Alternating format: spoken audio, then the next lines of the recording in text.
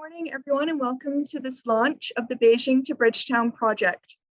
I would like to give a special welcome to the speakers on our program today, to the Ambassador of the People's Republic of China to Barbados, Ambassador Yan Shuisheng, to President of the Barbados Museum and Historical Society, Sir Trevor Carmichael, to Alessandra Cummins, the Director of the Barbados Museum, Kay Hall, the Education Officer of the Barbados Museum, and Chris Lee, our project partner.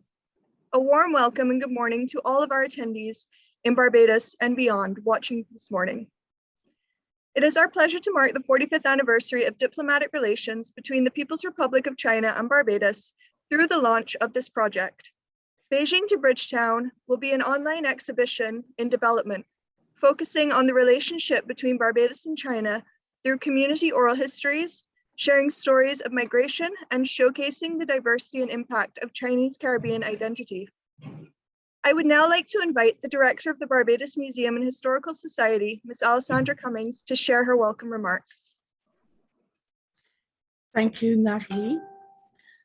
Your Excellency, Ambassador Yan Shuisheng of the People's Republic of China to Barbados, Sir Trevor Carmichael, President of the Barbados Museum and Historical Society, members of staff, and members of the Chinese community in Barbados and beyond, a special welcome to you all. Believe it or not, the Barbados Museum has been in existence for almost 90 years.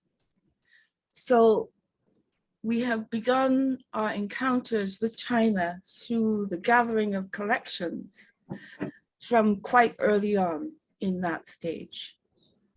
So it's a special welcome to now see the strengthening of relations with the people and with the embassy on this most important and auspicious occasion on the 45th anniversary of special relations between Barbados and the People's Republic of China.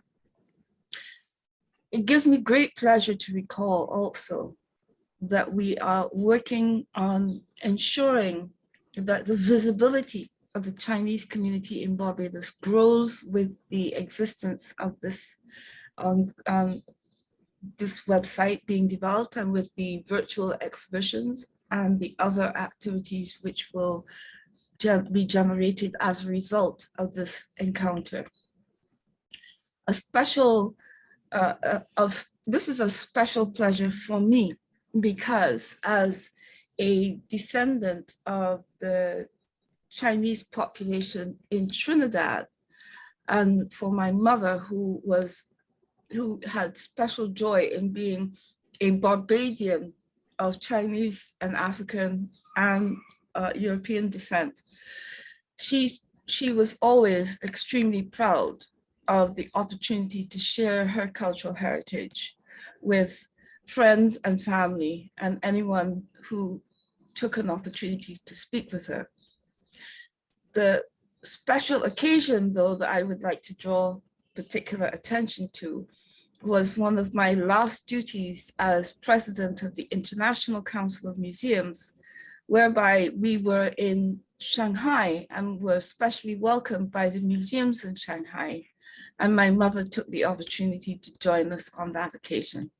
So we look forward to strengthening the link with the memories and the activities of the Chinese community in Barbados, and look forward to sharing this information with our audiences and members and friends beyond this. I thank you very much for all of you being in attendance, and again, welcome. Thank you. Thank you very much, Alessandra. I would now like to invite the Ambassador of the People's Republic of China to Barbados, Ambassador Yan Shuisheng, to share his opening remarks.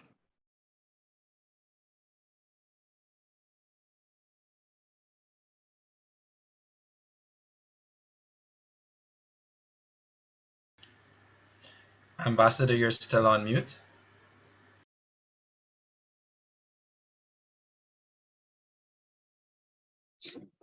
Sorry.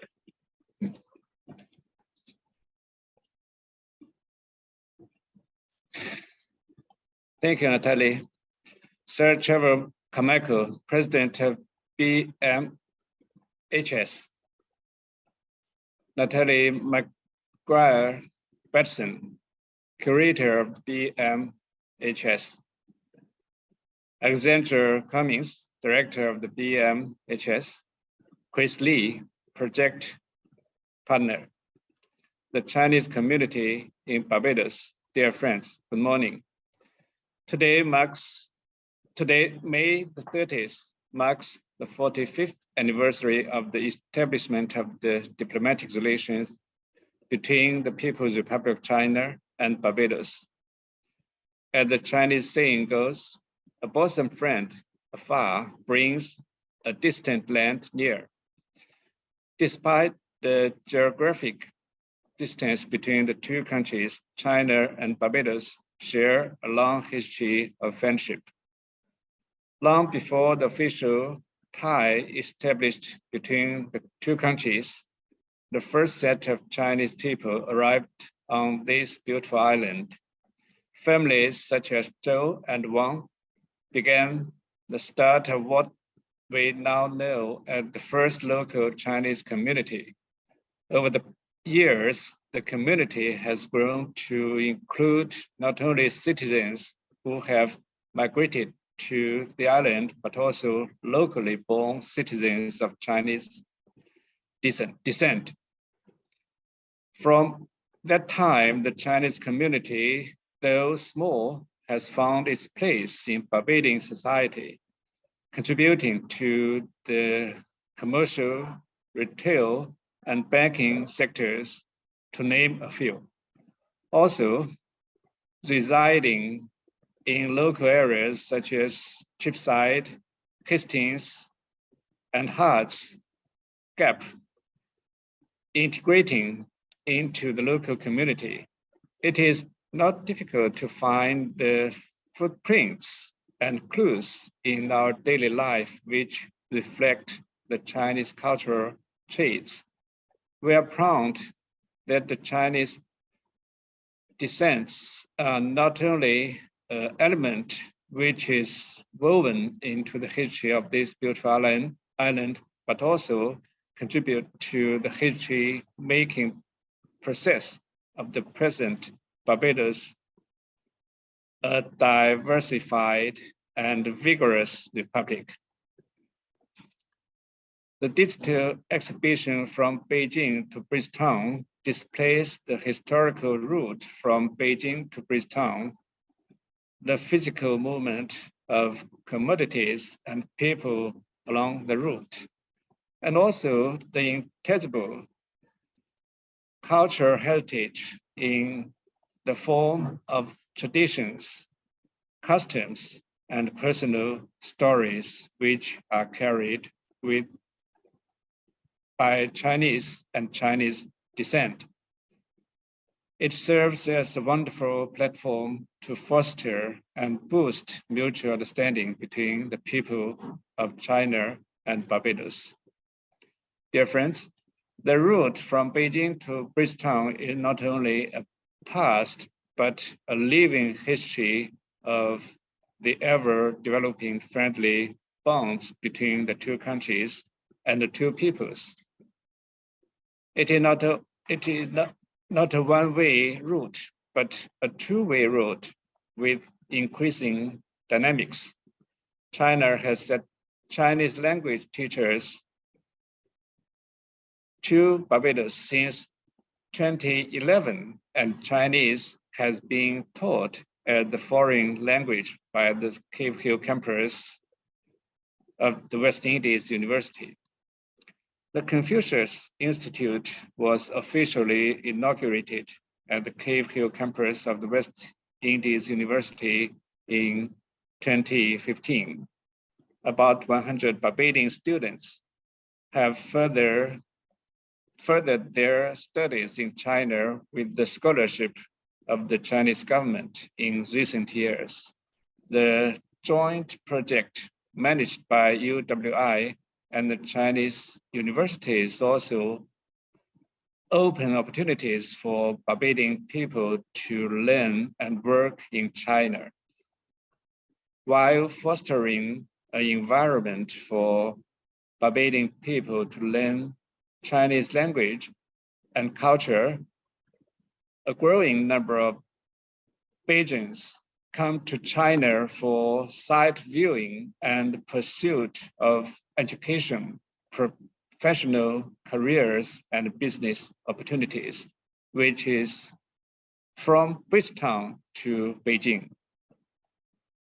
Lastly, I would like to thank the museum, Mr. Albert Christopher Lee, coordinator, as well as the other friends who helped in putting this platform together. I firmly believe that the bright future of our two countries could be achieved and the deep friendship between our two peoples could be consolidated with the joint efforts from both of our two countries and two peoples. Thank you. Thank you so much, Ambassador, for those lovely remarks. I would now like to welcome the President of the Barbados Museum and Historical Society, Sir Trevor Carmichael, and invite him to share his remarks this morning.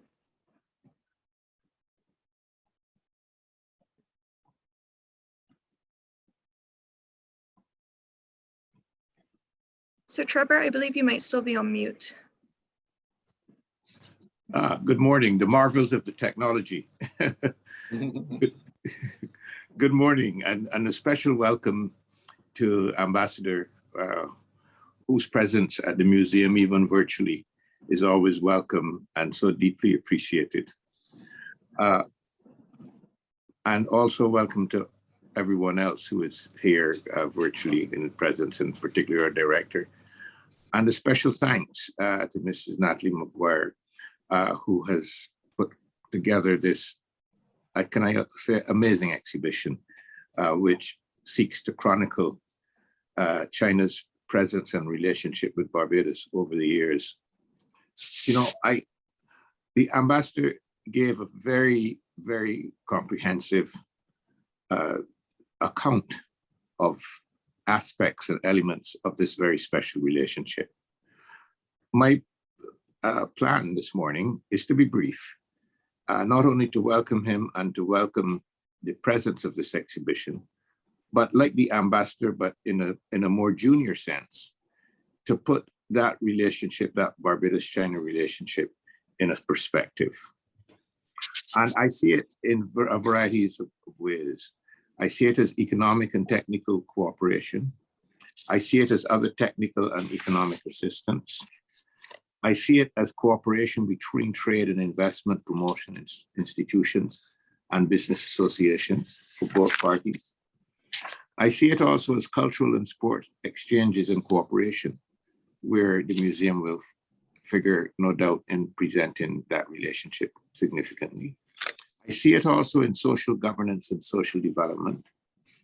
And furthermore, I see it in health cooperation, in agricultural cooperation, and also in the area of cooperation in judicial and police affairs. And I also see it in the important area of consular cooperation and education and human resource training. And all of these are embodied in what may be called collective cooperation. I would not wish to go into any of these areas in any detail, and the ambassador has highlighted them quite well. But if one looks at them chronologically, one can see a certain ethos in terms of the fact that they are all dealing with these collective areas that I've mentioned, developmentally as well as sequentially. The Home Vegetable Growing Experiment Center project as far back as 1983, to which the ambassador referred. The Embroidery and Grass Weaving project, again, a very early project as far back as 1985. The big projects such as the Sir Garfield Sobers Gymnasium project, the Feather Handicraft project, again, an early project in the 1990s. Obviously, some of us might forget the Cheapside Market renovation project at the beginning of 2000. The feasibility study for the redevelopment of the Barbados 2007 and 2010. And also the books and reading materials which have been given to the National Library later in 2016. And the lights and air conditioning units to strengthen the climate change efforts from as far back as 2014, before climate change had even become, so should I say, the buzzword that it is today. So I think it's a wonderful opportunity that the museum is able to chronicle this relationship, to make it accessible to the public at large, and to fulfill the museum's mandate, as we try so strenuously to do, which is, to highlight Barbados in its many dimensions. And one significant dimension is as represented by the two flags which sit to the right of the ambassador in terms of the cultural and cooperation which has existed between our two nations. I think I've said enough. I do not wish to be too protracted. So I would once again wish to thank the ambassador and the Chinese government for all that they have done, and more specifically, the ambassador for his presence here this morning, having given us such a stimulating presentation for our edification and for our enjoyment. Thank you very much. Thank you so much, Sir Trevor, for those remarks. I would now like to invite our project partner, Christopher Lee, to share background from Beijing to Bridgetown, as well as our website platform. Thank you, Natalie. And protocols being observed, I'd like to personally extend a warm welcome to all of our distinguished guests, and especially to all of those who are joining us within the audience, because I and the team with the museum are extremely excited to give you a little bit more information on the background and the story that led up to where we are today in our first phase of launching this digital exhibition and platform. So for those of you who may not know, we are celebrating the 45 years of diplomatic relations, but the Chinese community have been in existence from at least a decade before that. And so when Natalie initially came to Beijing with a delegation, looking specifically at the aspects of how China, because it has 3,500 years of history, how they preserve and display their history, their culture, and especially their intangible cultural heritage, we thought, well, is this not a great idea for something for us to look at in Barbados, especially within the Chinese context? Because compared to some of our other neighbors in the region, such as Jamaica, Cuba, Panama, the Chinese story is a little bit younger, a little bit newer, but it's still a story that we believe should be told. So fast tracking that, over the last couple of months, we've been formulating the concepts, trying to think of in what way can we make it very engaging, dynamic, and to kind of tell it from a different standpoint, which is why we focused on the concept of oral histories. So in coming months, and especially before the website goes live, what you're expecting to see, because I want to kind of set that stage, are a lot of those personal stories, and intertwined in those personal stories are a lot of themes that come out, looking at things such as cultural retention and integration, the everyday life of the Chinese community, and also their interaction with the wider society. And we look at specific places within these stories, which would focus on the home and the workplace, because typically that's where you see a lot of the stories and the experiences coming about. So having said that, we have reached up to this point thanks to the contribution of the museum, as well as the sponsorship from the Embassy of the People's Republic of China. And so we're now in the stage where we have a website up, and we are now in phase 1 of what we would call launching the project, where we really are providing you with an opportunity to view the summaries of these initial oral histories collected by the museum and myself, as well as associated documentary heritage that can be viewed, such as I'll give you, because I'm a member of the Chinese community, and so my family, being one of the first full families to migrate to Barbados, had certain pieces of work, such as their trip coming from the Far East to the Caribbean, notes and letters of the correspondence before they even moved from Trinidad then to Barbados, because that's typically how a lot of the Chinese ended up here. They would have come via places such as Guyana and Trinidad. And then we're also going to, we're not going to, although today we're not, we're going to have the site go live a little bit later on after this launch. We are going to give you a sneak peek with a trailer that we will show after my particular description. And it's going to show you a little bit about our vision. And the main function of the site is really twofold. So the first is to act as this portal for donations, because we're still, as we know, all great works need different types of resources, and money is one of them. So we're really looking to further boost our fundraising campaign so that we can see the full realization of the exhibition associated with this project.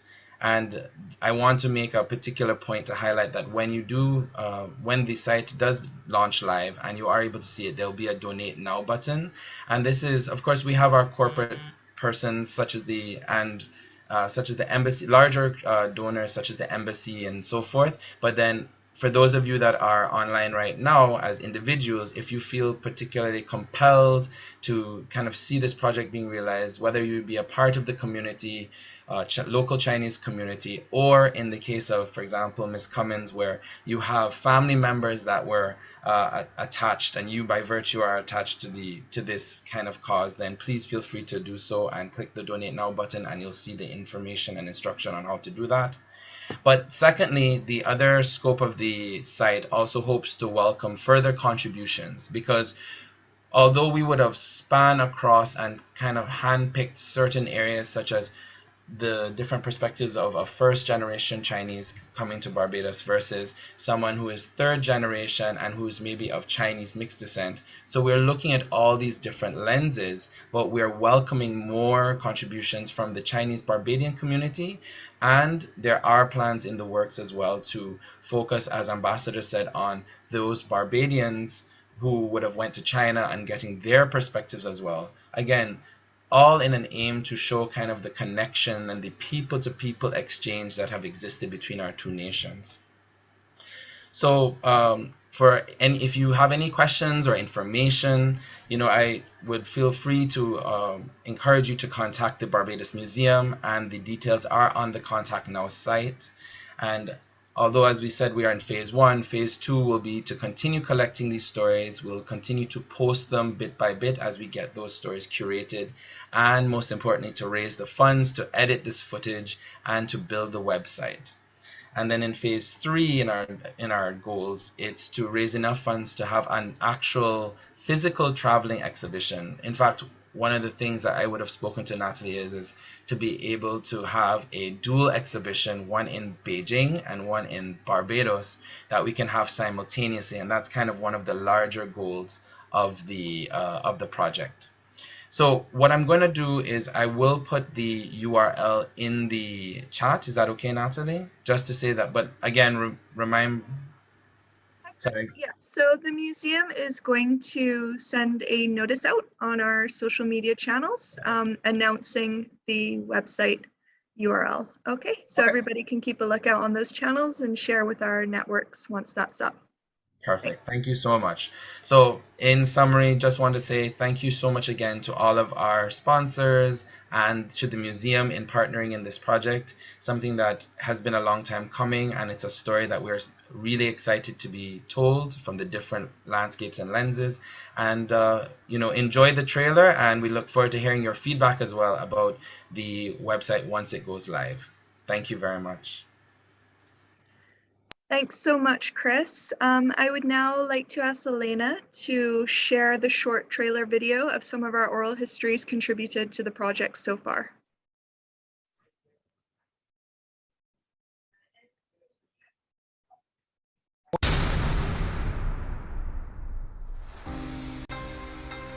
Yeah, good evening. My name is Ken Chow. I'm the owner of a New Century Chinese restaurant. Okay, so my name is Philomena Lee. In Barbados, I'm better known as Cho. My name is David. My Chinese name is Lei Kang Zhang. I come from China. My name is April Zhang, and my Chinese name is Zhang Xuejing. I come from middle part of China, and the province name is Shanxi Province. My family left China, Guangzhou to Barbados in early 1990. We have been living and work here for a long time.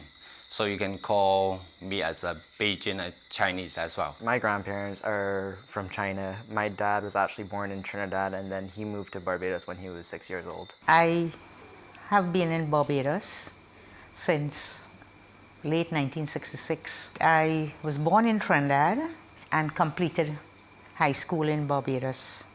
My parents are both Chinese. My father is originally from Guangzhou in Guangdong district, China. And my mom, although she was born in Trinidad, she went to China when she was 1 year old and grew up in there and came back to the West Indies when she was about 27.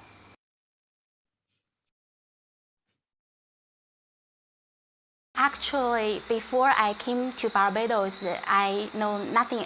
That was the first time I heard about Barbados. But after I was assigned to work in Barbados, I searched online, and I know that is the home country of Rihanna, and I also know the Crop Over Festival.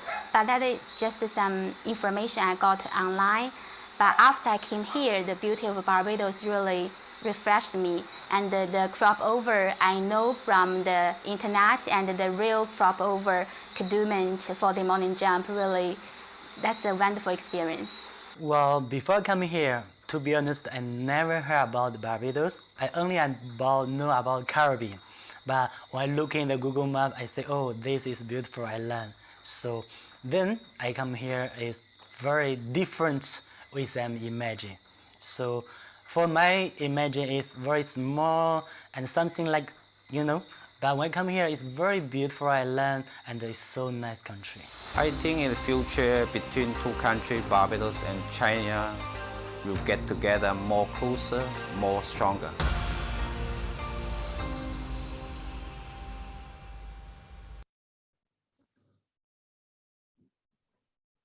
Great, thank you, Elena. At this time, I'd like to hand over to our Education Officer, Ms. Cahall, and invite any questions on the project from the audience. Good morning, everyone.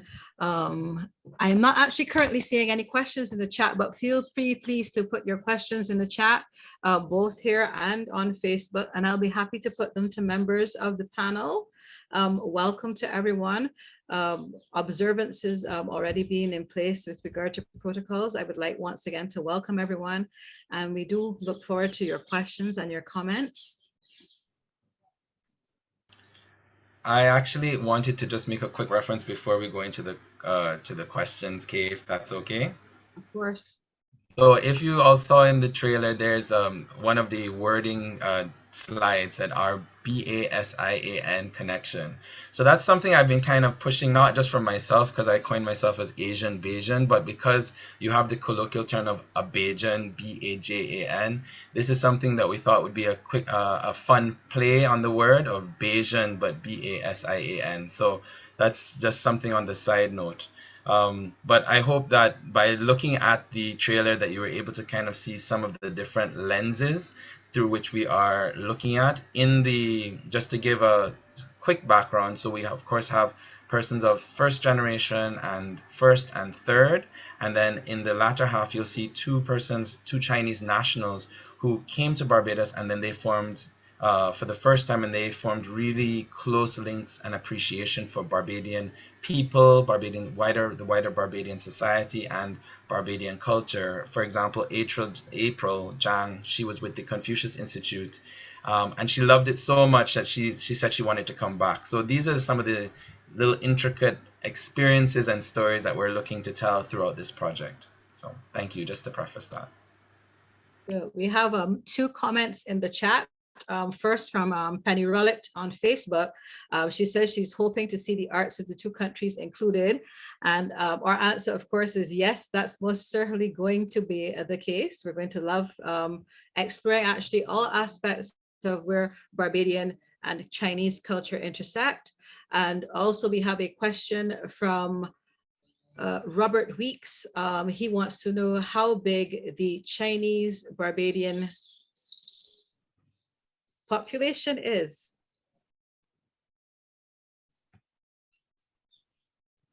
I've been typing, I've just been answering it. So is that okay, or do you need me to also say it verbally? Please So say there are it verbally approximately because the persons on Facebook cannot see your answers in the Zoom so there are chat. approximately 200 Chinese from the local Chinese community, but that does not include also some of the other Chinese persons that have come here for work purposes, such as the construction projects and so forth. But 200 approximately of the local Chinese community. And I'm sure that we all have grown up with lots of Chinese persons. I'm going to refrain from shouting out everybody that I know who's Chinese, but I was very pleased to see Philomena Lee amongst the oral histories. I worked with her for a number of years at CIBC First Caribbean. So it's nice to see the people that we know represented as a part of this video. We also have another comment from Anne Harding via Facebook. She says she thinks Barbadians would enjoy rum cha. And also a question from Robert Weeks. He wants to know why we think perhaps we see more involvement from the Chinese population with regard to commercial activities, but not so much with sports and culture and political involvement. So I can answer that. I would say that that probably was the first point of interaction, because when Chinese came initially as indentured servants and then sought to create certain opportunities, not only for themselves, but for the wider community in the Caribbean, they would open up shops in the rural, so for example in Jamaica they would open up shops in the rural areas that would help to facilitate having goods that were in the town so that people didn't have to go always into town. So that's why you have those types of shops which provided basic goods, bread, butter, flour, and then by extension you also have the shops such as in Swan Street. You have a shop that provides a lot of those larger types of domestic goods. But when it comes to the, because Robert, you're specifically speaking to their contribution, political, sports, and culture, I would say that if you observe other Caribbean Chinese societies such as Jamaica, Panama, and so forth, and Trinidad, you will see them play a more active role in those areas simply because they've been integrated for a longer period of time. And so they've felt more, because a lot of times they are probably identify more closely as a local person in that community, and so they feel they can take up these roles. But usually the first point is, okay, I need to make money, I need to be able to survive, and when I'm in a foreign country. So that's my kind of take from it. But I would say for Barbados, definitely we've engaged, although you might not have a figurehead, maybe a local Barbadian of Chinese descent in the at the face of the politics and culture. As you can see in these types of programs and initiatives, and a lot of the work that was mentioned by Ambassador Xiaosheng and Sir Carmichael, that there are movements being made that China has made to contribute in their own way via the Chinese government to the wider society. Thank you. Another question via Facebook from Penny Rollitt. She wants to know what volume of Chinese visitors do we expect to welcome to Barbados in the next 3 to 5 years? I think she's sort of trying to gauge how. I think we may have to put that one to the Embassy of China to Barbados.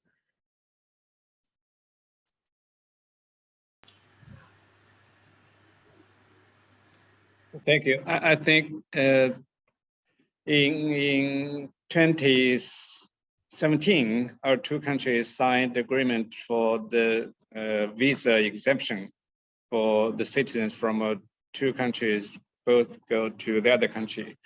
Since then, more and more Chinese visitors coming to Barbados, this beautiful island, to experience the life, this experience of the Caribbean culture. But unfortunately, since the pandemic in 2020, the international traffic is not so convenient. So these 2 years, for the past 2 years, there are seldom, rarely Chinese visitors coming to Barbados. I think as the recovery of the normal life after the pandemic, I think more the Chinese people, Chinese visitors will come to Barbados, and more and more Chinese will come here. Thank you. Thank you as well, sir. Another question from Anne Harding. She says, what types of experiences would visitors from China most enjoy in Barbados? I think the most of the Chinese visitors here in Barbados tells me that they truly they are impressed by the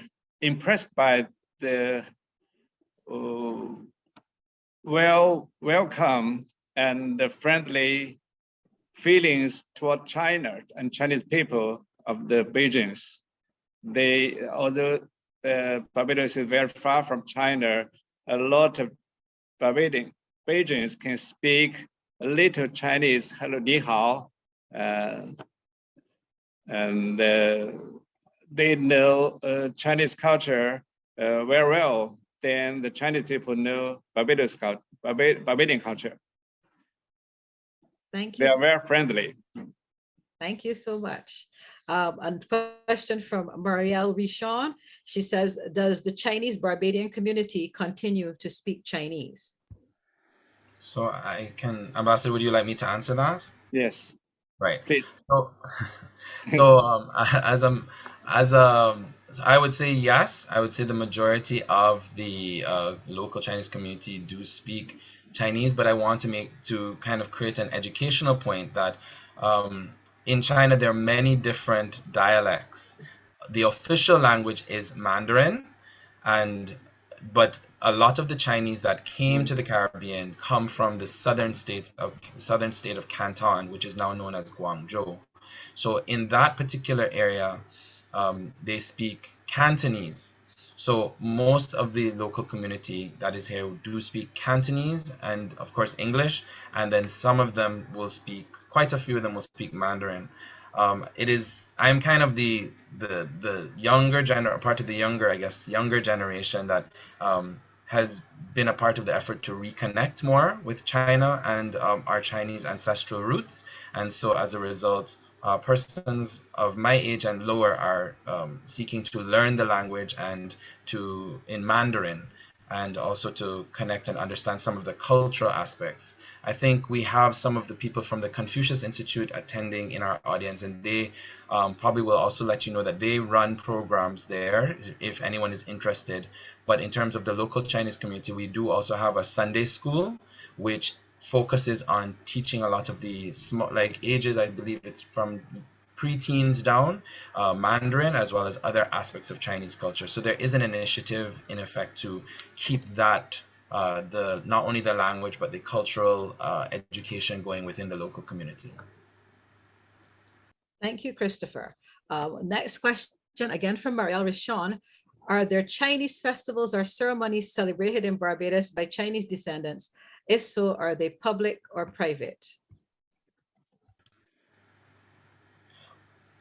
So what I will say to that is, for those of you who may not know, one of probably the largest representations of the fusion between Barbadian culture and Chinese culture is the Fish and Dragon Festival, which happens primarily in the month of January, February, which is in line with the Chinese Spring Festival.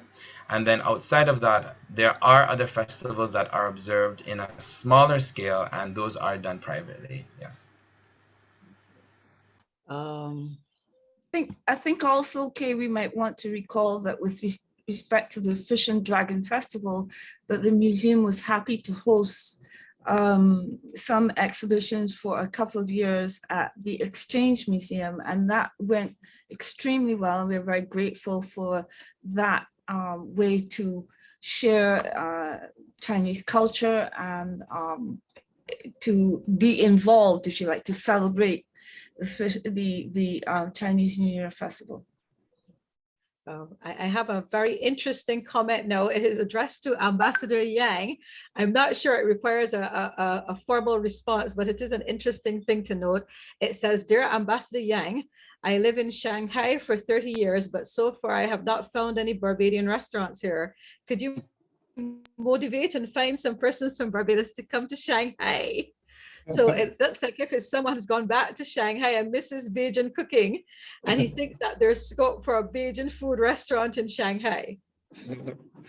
Okay. I'm also looking forward to more and more Chinese restaurants. I mean, authentic Chinese restaurants here in Barbados. This is my intention, my wish to have more Chinese restaurants here. Yes. Okay. There is a question again from Penny Rowlett on Facebook. She says, do we expect more Chinese settling in Barbados, and how do we see them integrating into our Barbadian workplaces? She says she thinks that Chinese work ethics, they're very focused people, and in Barbados we tend to sometimes be a little bit more laid back to our work ethics. I would actually like to answer that one. We've actually had Chinese persons working in and around our Barbadian population for decades now, and they get along with us actually quite well. Barbadians, well, they may be a little bit more laid back in terms of maybe keeping time and so on, are very hard workers, and the two get along quite well, I found. Also, I think this is a great time to highlight some of the programs, again, endorsed by the embassy and the government of Barbados, such as the medical team that comes down. We have different delegations that come down, and they work in, a lot of them work in the local hospital at the Queen Elizabeth Hospital. And so when you see those interactions, and I've had local doctors talk about that kind of synergy. So I think what it is through time and continuous exposure, we'll start to understand, and programs such as this will continue to understand what are the ways we can best help to continue to develop and build this relationship, both on a large scale level as well as on the smaller, more organic individual level. Okay. Just give me 1 second. I was about to read one and it sort of disappeared. That was my fault, Kay. I pressed the wrong button. It says, will there be a focus on the historical aspect of the Chinese in the Caribbean, namely the indenture of Chinese laborers in the region? Well, there will be some history involved in the exhibition, and we will include descendants not just of persons settling in Trinidad, but also Guyana, Trinidad, and in Barbados, but also Guyana and Trinidad and across the region. And we will therefore most certainly touch on the indentureship period.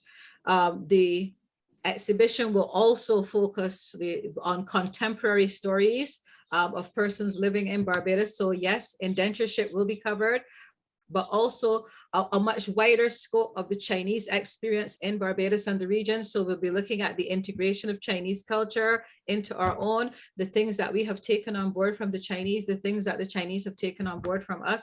So yes, there will be history, but there will also be a contemporary cultural exchange via the website. Okay, sorry, if I might add, because I was hoping to share a little bit about that question as well. That you answered. And I think it also speaks to two other questions we received. One from Philomena Lee, who asked about, a few of the Chinese in Barbados came via Trinidad and Guyana. Will you include their experiences as well? And also a question from Robert Weeks, who said the Caribbean Chinese population is not just the Beijing community. And to add to what Kay outlined in terms of some of the aims of the exhibition, I would like to say, the beauty of this project is that it does speak as much to our own Caribbean migratory history as it does to the connections between the continent of China and Barbados. So having those layers and mapping out those generational experiences, those ancestral ties, as well as the connections that we have with other islands and countries in the Caribbean, such as Guyana, Trinidad, and Jamaica, will definitely be a component of this project as we go on. Thank you, Natalie. And one last idea coming from, it's spelled MTIAPA. I'm not sure how to pronounce that, but they're saying maybe we could have a small version of Chinatown in Barbados as there are in other parts of the world. And it would be a way for Chinese visiting Barbados to connect, as well as for Barbadians to visit and learn more about Chinese culture. That's a big long-term project, but it is an interesting idea.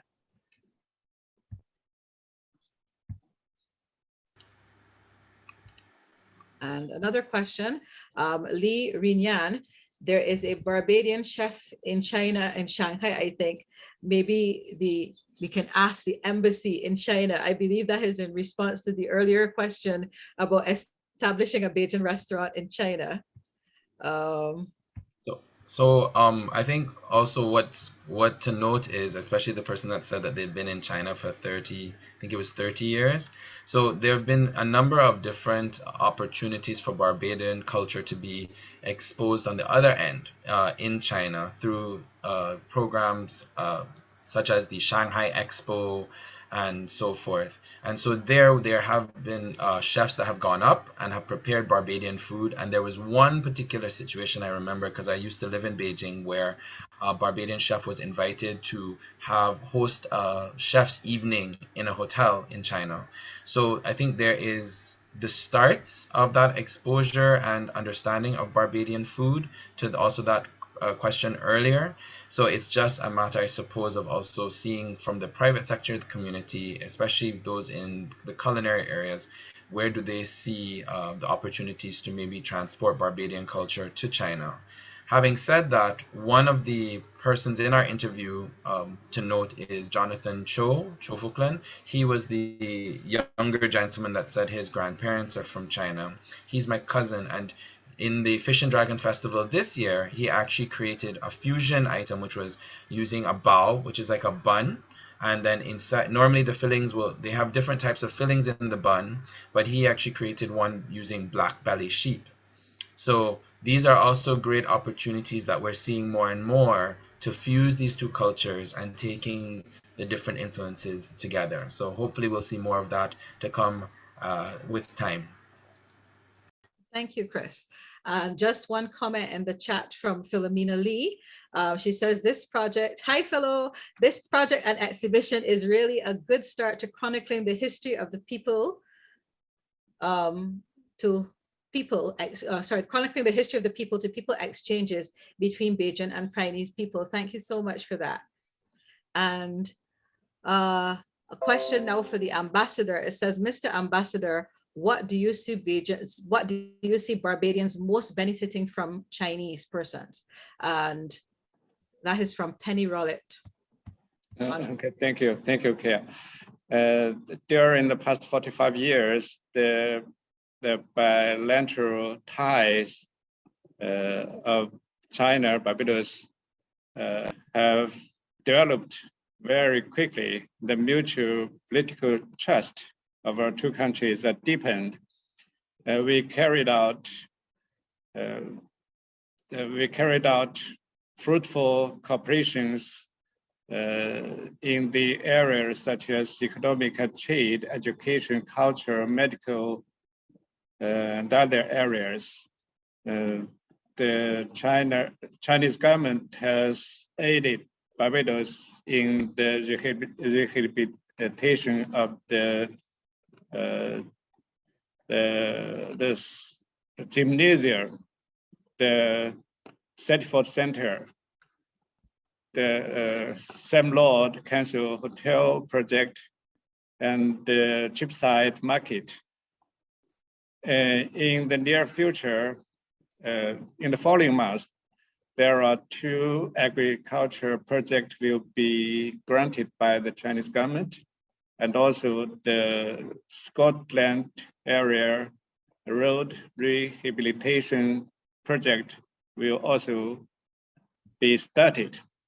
I think since the 2019, our two countries signed the Memorandum of Understanding, a Belt Road Initiative. Our two countries have deepened the pragmatic cooperations between our two countries. I think the people of Barbados will benefit from this close cooperation and from a win-win cooperation of our two countries. And also, since the outbreak of COVID-19, our two countries pull together and fight together against the COVID-19. The Chinese government donated 30,000 Sinopharm vaccines to Barbados, and also 14 benches of medical supplies, PPEs, to Barbados. And during the past 6 years, there are 5 medical teams here in Barbados, the QEH. They treated a lot of local patients. I think Barbadians benefited from the close cooperation between our two countries a lot. Thank you. Thank you as well, Mr. Ambassador. We have a question again in the chat from Marielle Richon. She is asking, what is the Barbadian side of Chinese Barbadian descendants? I think she's sort of trying to sort of figure out what are the things that Chinese Barbadian descendants have taken on board from Barbadian culture. That's interesting. Well, I think if by extension of identifying as someone of both Barbadian and Chinese descent, I think there is I don't think they think that they take on board as much Barbadian culture, as much as this is just something that they've grown up with, so they are Barbadian. So it's more about, well, at least in my personal experience, more about trying to develop and gain more understanding on my Chinese heritage, because I didn't grow up in China. So I think that's the difference. I think this is one of the things I like to promote and say, that when we talk a lot about, well, Chinese people, that we want to also, and Barbadian people, we want to also use this as an opportunity to expand the concept and identity of what is Barbadian, because by right, the community has grown to a point where we have people who consider themselves 100% Beijing of Chinese descent. So when you say Barbadians, I think people like myself consider ourselves just as much Barbadian as someone who is someone whose maybe lineage was here longer, who has a longer historical link. Well, thank you so much, Christopher. Right now, we do not have any more questions. So I think I'm going to turn things back over to Ms. Natalie Maguire-Batson to give the vote of thanks. Thank you, Kate, and thank you everyone for your questions and for this invigorating discussion. In closing, I would like to thank all of our esteemed speakers on our program today. Also to Chris for his ongoing partnership in this project, to colleagues at the Barbados Museum for ensuring the launch of Beijing to Bridgetown was a success this morning, and to all of you for joining us in commemorating the 45th anniversary of diplomatic relations between China and Barbados and launching Beijing to Bridgetown project. Have a fantastic day, and remember to follow the Barbados Museum's social media for the official announcement of the launch of the website from Beijing to Bridgetown. Thank you. Thank you, and 谢谢 Ambassador. Thank you. Thank you. Thank you, everyone. Have a great day. Thank you. Thank you. Thank you, everyone. Thank you, Kay. Thank you as well. Thank you. Thank you.